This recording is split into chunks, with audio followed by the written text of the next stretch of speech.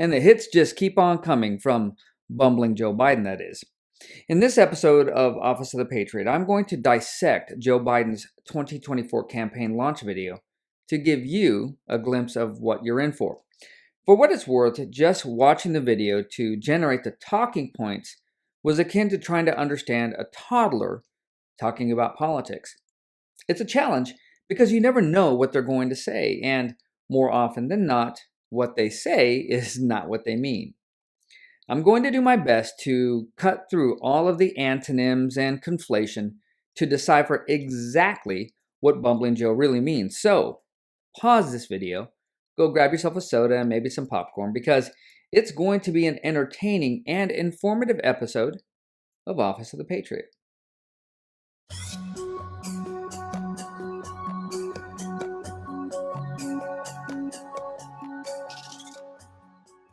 Hello, and welcome to the Office of the Patriot. In this office, I try to make sense out of the nonsense of the progressive left and rhino right. If you are a subscriber, thank you for your continued viewership. It is appreciated. If you are a returning viewer, please take a moment to hit the subscribe button so you don't miss any future presentations. And if you are a first-time visitor to my channel, well, congratulations on finding it. It's usually hidden very well by the YouTube algorithm. However, I do hope you find the content worth coming back for. My name is Myron Ybarra, and I'm your host. With the general election right around the corner, I felt it was the right time to start looking at bumbling Joe Biden and see what he plans on bringing to the table in the general election debates. There's been quite a bit of conjecture on the tact that he plans on using to bolster and promote his campaign. Conservative pundits, their consensus is that he will stick with the anti-Trump, anti-MAGA rhetoric, coupled with just a touch of the fear-mongering courtesy of the Dobbs v. Jackson Women's Health Organization decision that put abortion back into the hands of the states. Or maybe some spin on LGBTQ rights. In order to see what old Joe was up to, I had to jump over to his campaign website and really just delve in. Yeah, it's a dirty job, but somebody has to do it. So you have to imagine my surprise when I saw a banner featuring him and Word Salad Harris with the words, "Together we can finish the job for the American people." If what he means by finish the job is to make the American people destitute and angry, then he's right on track. But I'm trying to be optimistic and objective. It's one of my New Year's resolutions. That will likely go out the window shortly after this episode. So, looking at the slogan objectively, it's not terrible. And it does hint at his 2020 campaign promise of unifying the nation. Well, I thought maybe he realized that attacking conservative Americans isn't the best way to garner broad-based support.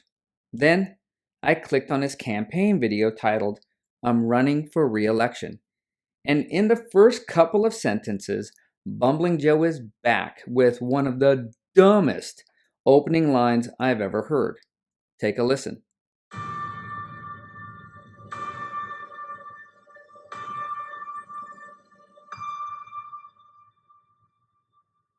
Freedom, personal freedom, is fundamental to who we are as Americans. There's nothing more important, nothing more sacred. That's been the work of my first term, to fight for our democracy. From his lips to your ears, freedom, personal freedom, is fundamental to who we are as Americans. There's nothing more important, there's nothing more sacred.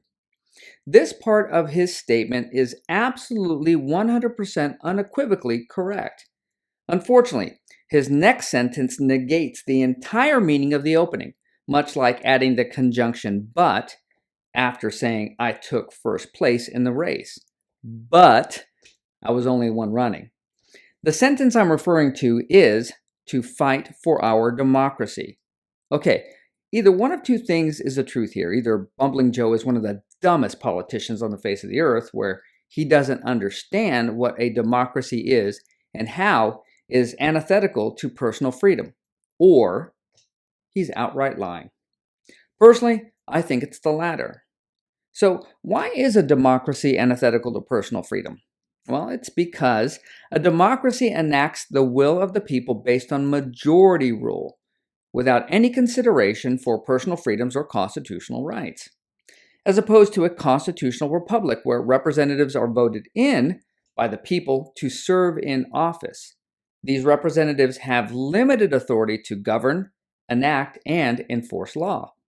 These limits are enumerated in the Constitution, which codifies personal rights, or personal freedoms rather, as rights, like the right to free speech and the right to bear arms. The ones that bumbling Joe Biden said he wants to protect. The reality is he actually wants to take them away or put severe limits on them. Joe goes on to say that this shouldn't be a red or blue issue, and I absolutely agree with this statement. I remember quite some time ago where the primary difference between Democrats and Republicans was fiscal policy. No one questioned or wondered whether their elected representatives were loyal to the United States, to the Constitution, to the people, and to the rule of law. Times have changed. Joe continues to blather on, claiming that he wants to ensure that everyone is treated equally and given a fair shot at making it. Well, this sounds like a rational goal, to be treated equally by government, no better, no worse than anyone else. The idea of equal treatment as opposed to equal outcome. Okay, this sounds a little bit better. Maybe Joe will stop trying to divide the country by claiming one group's failure to succeed is the result of another group of Americans and not his domestic, fiscal, and foreign policy. Well, so much for that. But around the country, MAGA extremists are lining up to take on those bedrock freedoms, cutting Social Security that you paid for your entire life while cutting taxes from the very wealthy, dictating what healthcare decisions women can make, banning books, and telling people who they can love, all while making it more difficult for you to be able to vote. I knew it was only a matter of time before Bumbling Joe started to lay blame of his failures at the feet of MAGA Republicans. So, according to Joe, MAGA Republicans want to cut Social Security for the poor, cut taxes for the very rich, dictate what healthcare decisions women can make, and close it all with banning books. Damn, if this is all true, I definitely wouldn't want to be a MAGA Republican. But it's not. And this is where I get into the conflation that Bumbling Joe uses in his speeches. Most Republicans do not want to cut Social Security, but they definitely want to clean it up and put some of the power back into the hands of the recipients. They also want to cut taxes, but for everybody, not just the wealthy. And MAGA Republicans don't want to take women's health care away. We want to put it back into the hands of the people, the doctors, and the states, not the federal government. Hell, if it were up to me, I'd like to see measures that open up commerce between the states for all insurance providers. That would allow consumers to insurance shop in all 50 states, which would probably equalize the costs across the board. But that's just me. And this last one really has me cracking up. Republicans want to ban books. Republicans don't want to ban books. They do want to limit exposure of certain topics to children. A couple of decades ago, this wasn't even a controversial subject. In fact, even today, pornographic magazines have to be covered in their display racks so they are not in direct view and accessible to children. Yet, children can check out what amounts to pornographic books from school or public libraries without parent consent if they happen to live in a Democrat-controlled county or city. Again, Bumbling Joe is conflating the idea of banning books with controlling exposure of adult material to minors. But that's Joe's and the Democrat Party's MO, to accuse the opposition of something they are guilty for.